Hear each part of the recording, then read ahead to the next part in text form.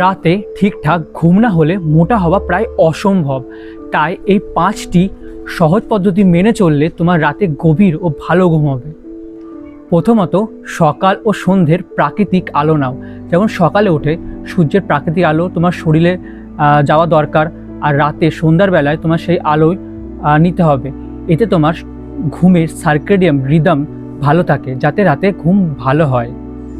2 নম্বর, রাতে ঘুমানোর আগে অতিরিক্ত আলো এড়িয়ে চলো। যেমন রাতে ঘুমানোর আগে অনেকেই ফোন দেখে, অতিরিক্ত আলোয় থাকে, তো সেটা এড়িয়ে চলো, যাতে তোমার ভালোভাবে ঘুমটা হয়।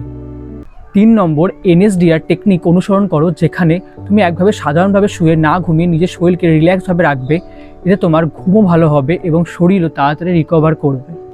4 নম্বর, রাতে ভালো ঘুম চাইলে দুপুরে বা বিকালের দিকে চা বা কফিকে অ্যাভয়েড করো, কারণ চা বা কফির মধ্যে অতিরিক্ত ক্যাফিন থাকায় এটা আমাদের ঘুমের হরমোনকে ডিস্টার্ব করে। এতে তোমার ঘুম আসতে অনেক দেরি হয় বা ঘুম আসতে অসুবিধা হয়। 5 নম্বর, ঘুমানোর আগে নিজের শরীর ও মনকে শান্ত করা অনেক দরকার।